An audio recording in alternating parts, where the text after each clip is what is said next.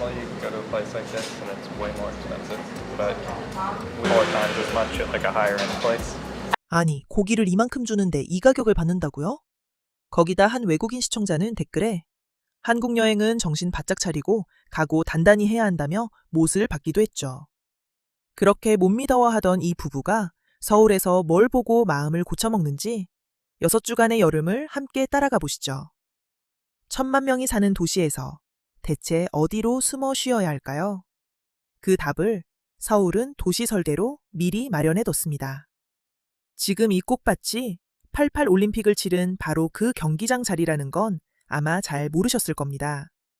표 한 장에 우리 돈 3,000원 남짓. 그런데 여기선 돈 대신 한복을 입어도 문이 열리죠. 세계 어느 궁에서도 보기 힘든 우리 옷을 입고 들어오라는 초대입니다. It's said that a walk in nature can be healing, but Seoul is a mega city of about 10 million people. So where exactly do you go to find some peace? Fortunately for us, we discovered that the city puts a big emphasis on making both practical and enjoyable green spaces, which not only makes Seoul a very beautiful city, but it gives people a great way to get away and relax. When researching the best green spaces in Seoul, we kept stumbling on photos of these beautiful poppy fields, which led us to discover Olympic Park. The park was a large sports complex that was used to host the 1988 Summer Olympics. But since it has been turned into a public park that features these huge flower fields that are super popular to visit between spring and autumn. And it is the summertime right now, so it is the prime time to check it out.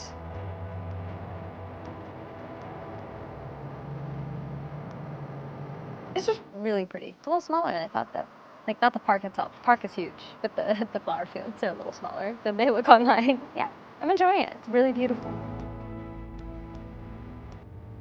Another really beautiful and flower-filled location is just outside of the Gyeongbukgung Palace.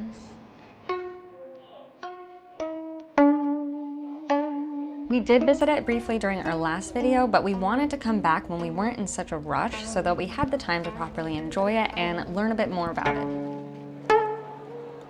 Gyeongbukgung was the first royal palace of the Joseon dynasty, which ruled Korea for over 500 years and shaped a lot of Korean culture as we know it today, including its values, government systems, social structure, and even the language. Now it's one of the most popular tourist attractions in the whole country.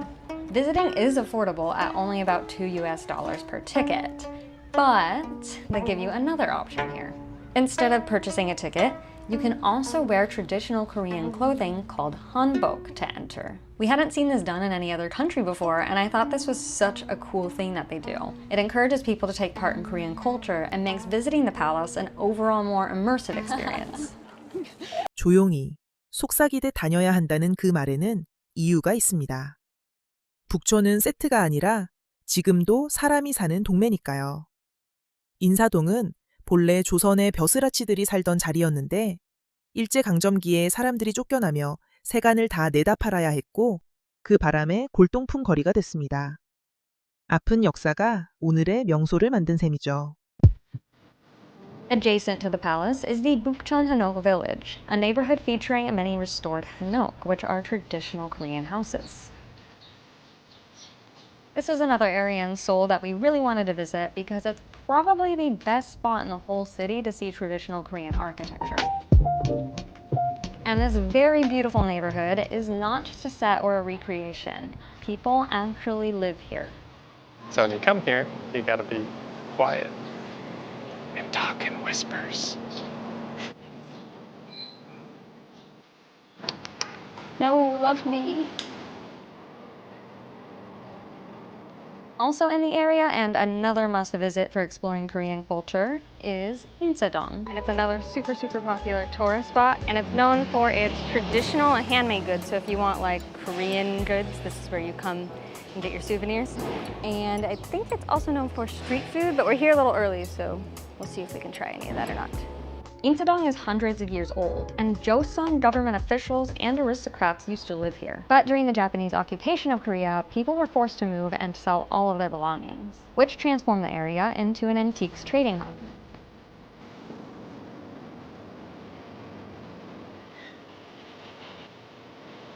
Since then, it's slowly become an area for the arts, tea houses, restaurants, and traditional Korean goods. In this neighborhood, they make one of the most popular souvenirs to take home from Korea, which is the dojang, a custom-made stamp with your name written in Hangul, the Korean alphabet. 자, 아까 그 취미 고깃집 이야기. 사기가 아니었습니다. 고급집에서 서너 배는 줘야 나오는 고기를 오로지 음식에 대한 고집 하나로 그 값에 내놓은 거였죠. 그런데 한 가지. 잔을 부딪히며 간빠이라고 하던데 그건 일본 말이고 우리말로는 건배입니다. 새벽 3시, 백낮이 바뀐 이 부부가 매주 찾던 단골집에선 시키지도 않은 사이다가 슬며시 나왔고요. 계산과 상관없이 챙겨주는 그 한 잔을 우리는 정이라고 부르죠. Okay, so normally you can go to a place like this and it's way more expensive, but we just happen to be staying by a place that's kind of like it sounds like a guy's hobby restaurant almost, but he sells the same super high quality meat that you pay like 3-4 times as much at like a higher end place. Out of the passion for the food. Yeah, I have a passion for the food. Exactly.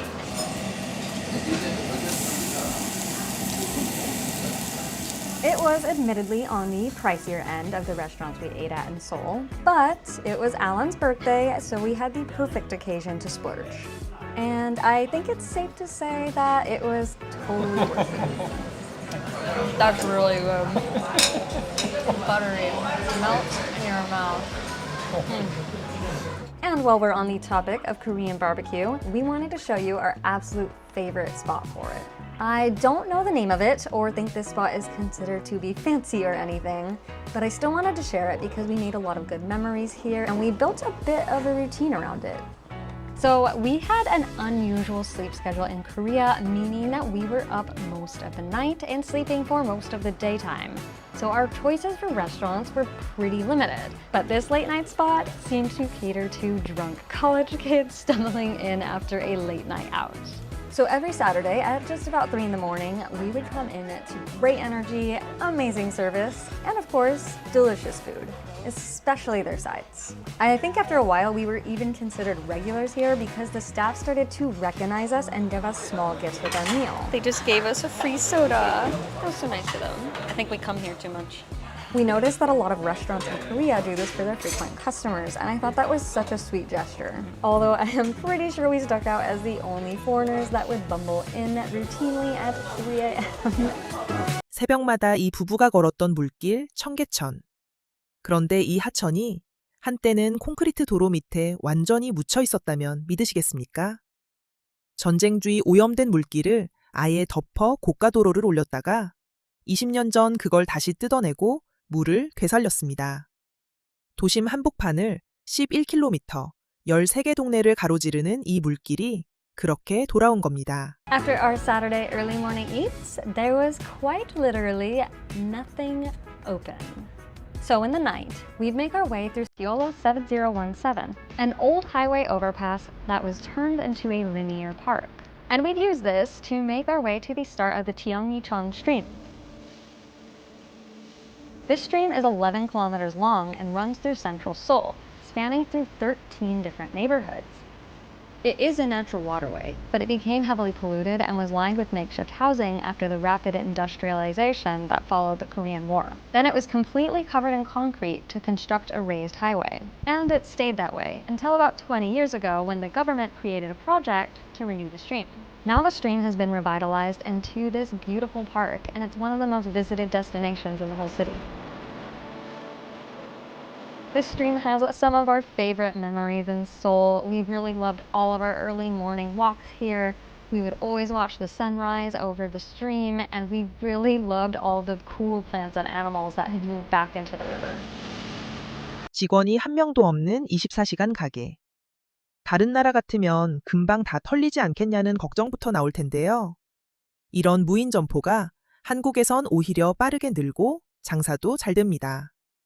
물건을 지키는 게 감시 카메라가 아니라 서로에 대한 믿음이라는 것. 그게 이 나라의 치안 수준을 그대로 보여주죠. Not wanting any social interaction, but still wanting a cool dairy treat, we made our way to one of these really cool 24-hour self-service ice cream shops. These completely unmanned businesses really go to show you how safe and high trust South Korea is. Apparently, they work really well too. The number of unmanned shops here is skyrocketing, and their sales do really well. And why wouldn't they when you can just shamelessly pick up a delicious ice cream whenever you feel like it? And they have Dippin' Dots, which are, I just love the texture. It's not like the best ice cream or anything, but they're so satisfying to eat. 서울이 원래 성벽과 8개의 큰 문으로 둘러싸인 도시였다는 것. 그 흔적이 바로 동대문입니다. 헐릴 뻔한 이화동 달동네는 주민들이 손수 벽화를 그려 되살렸고요. 낡은 것을 밀어버리는 대신 그림 한 점으로 살려낸 동네. 그 길이 옛 성곽으로 이어집니다. In case you need to walk off the copious amounts of street food or ice cream that you just ate in Dongdaemun, a top historic site and beautiful but rarely mentioned hiking trail is only steps away. Historically, Seoul was surrounded by defensive walls and 8 major gates. The Dongdaemun Gate is one of the remaining structures that protected the eastern part of the city during the Joseon period. The gate directly connects to Hongginjingun Park, which on its own is fantastic to visit, but it's also a starting point for the Naksan Mountain Trail. The trail is another large green space in the city, but this one follows along the historic city wall and has some really spectacular views over Seoul. Along the way, we stopped by the sleepy but artistic Iwadong Mural Village. This was a neighborhood that was set to be demolished, but instead it was revitalized by a public art campaign where community members came together to beautify the area.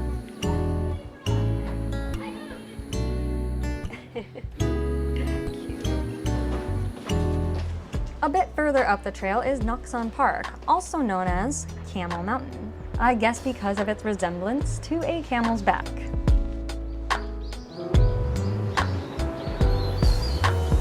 We especially love this green space because we felt like we weren't even in the city anymore. What a nice little strip of greenery. Seoul's really pretty. And had incredible views of Seoul's mountains in the distance, which was our next stop. 서울 한복판에서 전철 한 번. 요금은 우리 돈 1,500원 남짓입니다. 그 돈으로 닿는 곳이 이 나라에서 가장 인기 있는 명산이죠. 왕복 4-5시간. 결코 만만한 산은 아닙니다. 실제로 정상 부근에선 아찔한 순간도 있었고요. 그래도 저 위의 풍경은 도심에서 1시간 만에 닿았다는 게 믿기지 않을 정도입니다. For a little escape outside of the city center, we made our way to what is probably South Korea's most popular hiking destination. So we just caught the first train of the day, and we're going to hike Bukhansan National Park. To Bukhansan Peak. It's the highest peak in the mountain range. Yeah, I'm looking at these mountains out in the distance, and they look beautiful. So I'm excited to see what it's like. It's cool. It's like an hour train ride outside the city. Costs about like $1.15 to get out here. Not bad. And it's only supposed to be an hour and a half, maybe like 1,500 feet of elevation gain. So It looks like a lot of elevation gain. We'll see.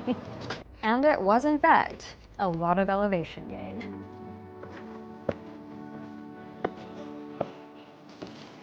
The hike to Daegundae actually takes most people between 4 and 6 hours round trip and is not for the faint of heart. The trail begins gradually and winds through beautiful pine forest.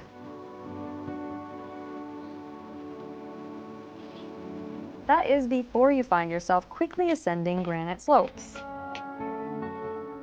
Near the summit, there are steep drop-offs with railings bolted into the rocks, but the railings have big gaps in them, and we did see someone nearly fall to their death. No, literally, they almost fell to their death.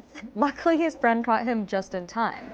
But if you visit, definitely bring some good shoes, water, and patience so you don't end up as a news headline. That all said, the views at the top are incredible and totally worth the hike. Just be sure to watch your step. 관광객이 잘 가지 않는 시골 호숫가. 그런데 낯선 주민 한 분이 말없이 다가와 과일을 쥐어줍니다. 등산길에서 어르신이 간식을 나눠주는 일. 한국에선 새삼스럽지도 않죠. 처음 본 외국인에게 건네는 그 과일 한 조각에 이 나라 인심이 다 담겨 있습니다. Another great escape from the city, but a bit less of a trek, is Onongo.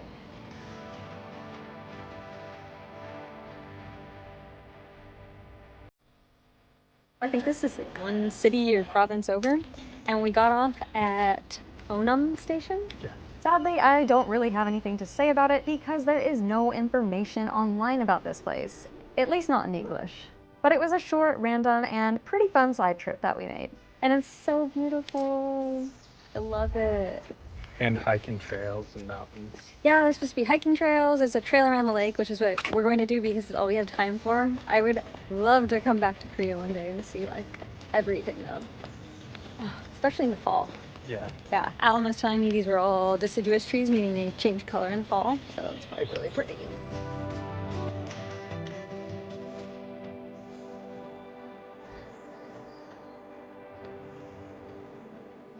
And I don't think they get many tourists out there because the locals seem to really appreciate us coming. One guy even gave us a small gift. This guy over here was so sweet and brought us some fruit. That was so sweet of him. Are you gonna try it? Yeah, I am. It's really tasty. Yeah. 도심 북쪽 숲에서 이 부부가 마주친 건 아기 너구리 한 무리였습니다. 너무 귀여워서 학생들한테 알려주려고 글까지 썼다는 외국인 댓글이 달릴 만큼요. 천만 도시 안에 야생 너구리가 산다는 것은 그만큼 서울의 숲이 살아있다는 이야기입니다. To quickly toss in one more short but beautiful mini getaway from the city, you can also visit the Dream Forest Park, located at the northern end of the city and surrounded by densely forested mountains. There is a lot to do here, but the highlight of our trip was spotting an entire pack of baby raccoon dogs. My heart about melted. They were so dang cute. 전쟁기념관에선 미국 학교에서 잠깐 배우고 말았다는 한국 전쟁을 전시 하나하나로 깊이 들여다볼 수 있었죠. 마침 현충일과 겹쳐 그 분위기는 더 묵직했고요. 나라에서 가장 큰 국립중앙박물관은 입장료도 없이 하루를 온전히 써도 모자랍니다. After a few days of relaxing in nature to raise our spirits, we made our way back to the city. And something we really enjoy when traveling to a new place is learning a bit more about it. So we decided to pay a visit to the War Memorial of Korea. This museum was created to memorialize Korea's military history and promote peace through education. In American schools, we only got a very brief overview of the Korean War, but here you can explore extensive exhibits to learn about it in depth. I thought it was really cool that in addition to exhibits about the Korean War, they also included other exhibits which covered other conflicts throughout Korea's history.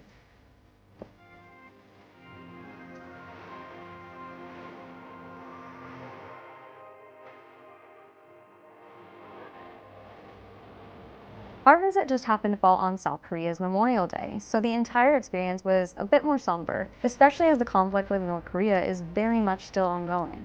We even experienced a small bit of that ourselves when we stumbled upon the cleanup of one of the infamous North Korean trash balloons.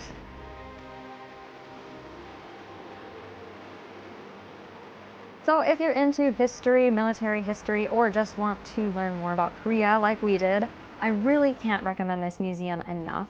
We liked it so much that we actually went back for a second visit, so we spent 2 whole days here. If you want to visit a museum but you're more into art or culture, another option is the National Museum of Korea. It's the largest museum in the country and features Korean art and history through 3 different stories of exhibitions.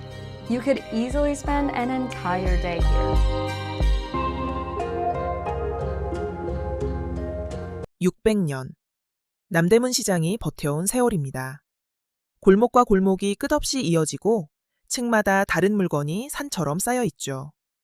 상인들이 직접 만들어 파는 물건이 많다는 것도 이 오래된 시장이 여태 살아있는 이유입니다. So next we're going to show you guys the Nondaemun Market, which has been our absolute favorite market in Seoul, and it's kind of like a wholesale sort of market. So they have like a lot of stuff. The Nondaemun Market is one of Korea's oldest, with about 600 years of history behind it. And you can tell because this place is enormous. There are seemingly endless, sprawling alleyways to explore and floor after floor after floor of different goods. Walking around, it feels like you could find just about anything you could possibly want here. We especially loved that at this market, a lot of vendors seem to be crafting their own goods. Soju and the little drinking gloves. That is so funny. They were a bit ambiguous about whether or not cameras were allowed at this market, with some vendors happily approving and others really just wanting their privacy. So to respect that, we only grabbed a couple shots here. If you really want to experience this market in full, you are going to have to visit for yourself. 간판도 못 읽고 메뉴는 그냥 손가락으로 짚었습니다. 그렇게 아무렇게나 시킨 국수 한 그릇이 이토록 맛있을 줄은 몰랐겠죠. 이름도 모르는 동네 국수집에서조차 실패가 없다는 것. 그게 한국 밥상의 저력입니다. While we were wandering around the market, we had a sudden craving for noodles, and we remembered this spot we wanted to try out right by our hotel. We don't know the name of this place or what the dishes they sold were even called. We just kind of pointed at the menu and went for it. What we do know is that this place ended up being delicious. Those are bomb as fuck. Alan ordered these wheat noodles, which came out cold, tossed in a spicy, sweet, tangy sauce, and topped with crisp, fresh cucumber and lettuce. It was oddly refreshing and perfect for summer. And I ordered this steaming hot but mild seafood flavored soup that also had chewy wheat noodles. Maybe it wasn't the best dish for a hot day, but it was still delicious. Oh, and I know what these ones are called. These are mandu, which are Korean dumplings. These particular ones are filled with ginger and pork, but they're on a lot of menus here and you really can't go wrong with any version of these. Maybe some of our Korean viewers can help us out in the comments with identifying the other dishes though, because we would love to get these again one day.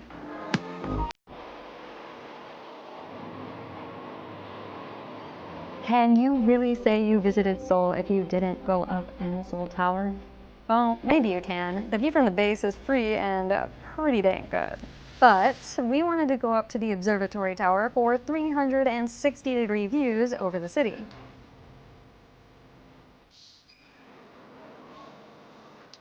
So now that it's not the middle of the night, we're back at Namsan Mountain to see some of the sights, like this super cool old Great Wall of Seoul.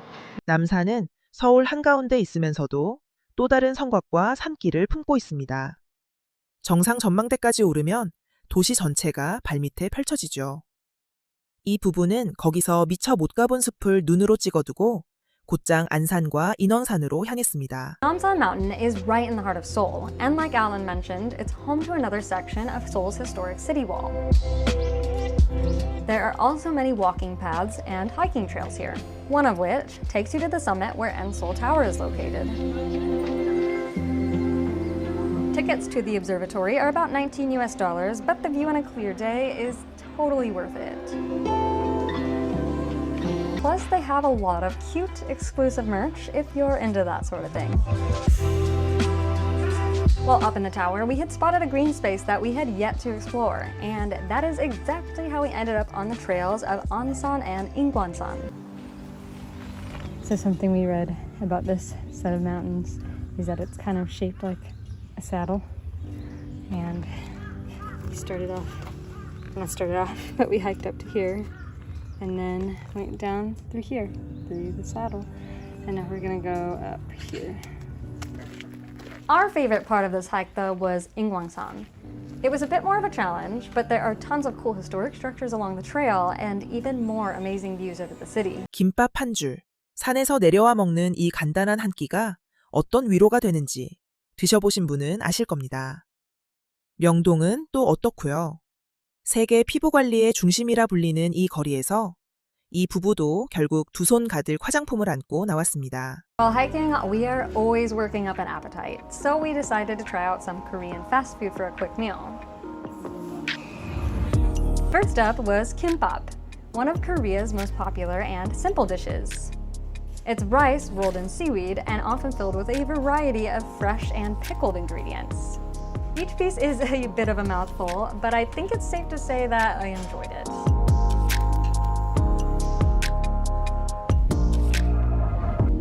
Next, we ordered a cheese dongatsu, a breaded and deep-fried pork cutlet stuffed with gooey, stretchy cheese. And let me tell you, this was the ultimate comfort food dish. I still dream about these things. Even though we were a bit low energy on this trip, we could not miss Seoul's most vibrant and touristic district. This is Myeongdong, and it is the place to try out street food, do some shopping, and pick up souvenirs. It is also known as the skincare center of the world. A bit too early to enjoy the food scene, but we still managed to do a little too much retail therapy. We picked up some Korean snacks, some clothing pieces, and like most tourists, loaded up at Olive Young, which is a famous Korean beauty retailer that's a lot like Sephora, but with a focus on skincare. As a makeup girly, I love this place. I cannot wait to go back. 한국을 떠나기 전 마지막으로 고른 건 올리브유로 튀긴 치킨이었습니다. 치즈가루 얹은 건 입에 안 맞았다지만 정작 치킨 맛에는 두 손을 다 들었죠. 그래서 다음 여행엔 더 많은 한국 치킨을 찾아 나서기로 했답니다. Throughout our trip, our schedule made it pretty challenging to find restaurants that were actually open, but we knew we could not leave Korea without trying some of their legendary fried chicken. And something unique they do at some of the restaurants here is use olive oil to fry it. A couple of you guys recommended Olive Hot Chicken to us, and it was open early, so we decided to go there. We can't quite say we loved their fried cheese. I don't know, it tastes like cheese lays or something. Like the same topping they use on chips. It's very strange. But their fried chicken was tasty and inspired us to try more versions of this on future trips. Which you will have to check back for because this was the end of our first trip to South Korea. 6주간의 서울. 꽃밭에서 시작해 새벽 고깃집, 무인 점포, 낯선이의 과일 한 조각까지. 반신반의로 왔던 두 사람은 결국 한국을 다시 오고 싶은 곳으로 마음에 새겼습니다. 실제로 6번을 다녀갔다는 외국인도 정말 멋진 도시라며 시간을 되돌리고 싶다던 이도 댓글에 있었고요. 우리가 매일 무심히 지나치는 이 거리와 인심이 누군가에겐 평생 잊지 못할 여행이 됩니다. 오늘 하루 여러분이 사는 이 나라가 조금은 달리 보이셨으면 합니다.